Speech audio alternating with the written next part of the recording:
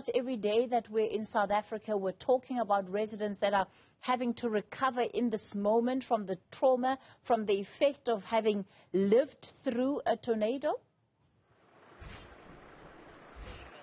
Certainly, Kathy, residents are scrambling around this area.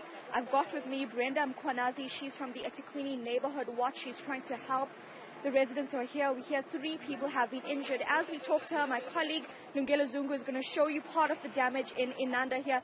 Ma'am, tell us about what happened, what the residents saw, what you saw earlier today. I'm not sure what they saw, but it was something that, like, it was on the air. It was like swinging, and it took out all the roofs, like the tiles, the blisters, everything. So after, I think it was 10 minutes, then it stopped. After that, we had people crying that their roofs are gone and everything. In a matter of 10 minutes, ma'am, tell us about the damage in this area. You've walked quite further into the village. I think maybe 50 houses got damaged. We've got 3 people that got injured. There was one lady that she fell with a container, but the ambulance took her to the clinic. We've got another lady that she was inside the house. The bricks fell on her. So we went in to help her. Then the ambulance came and picked her up. I think almost 50 houses, maybe more than 50 families are stranded on the road. We are about to go inside the area to see how many people that need place to stay.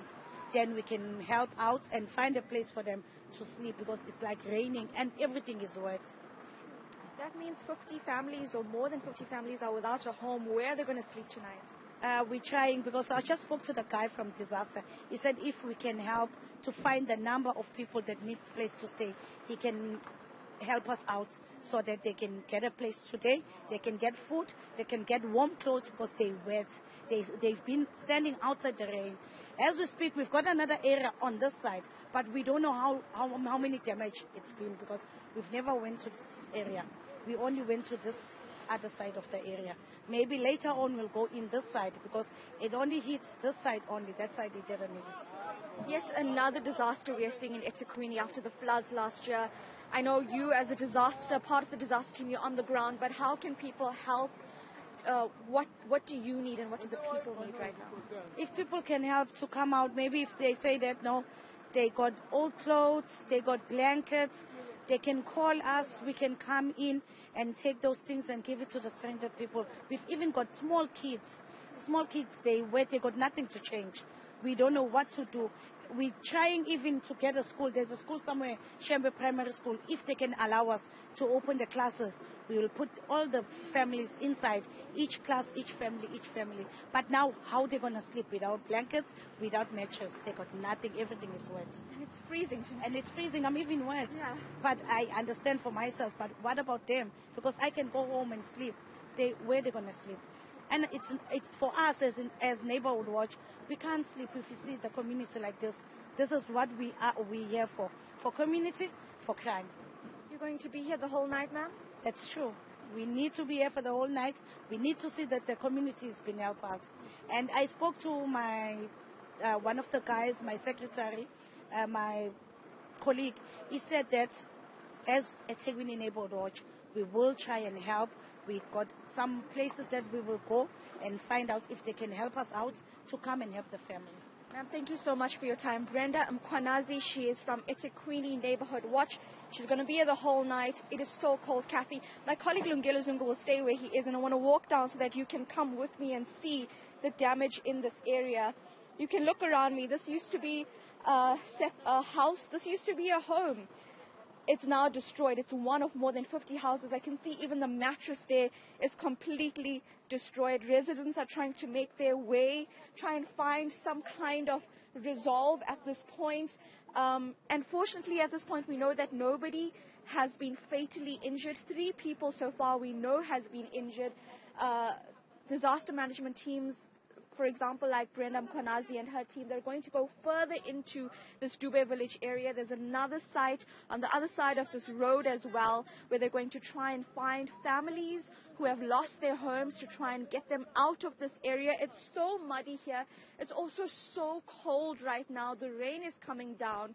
And so they need a place to stay. Just while we were setting up, 2 men came to us. All they had was blankets, which are soaked with water, but they're going to try and find at least a container, a tuck shop container, to try and get some shelter for the rest of the night. An unprecedented disaster that has taken place here tonight, Kathy, in Inanda.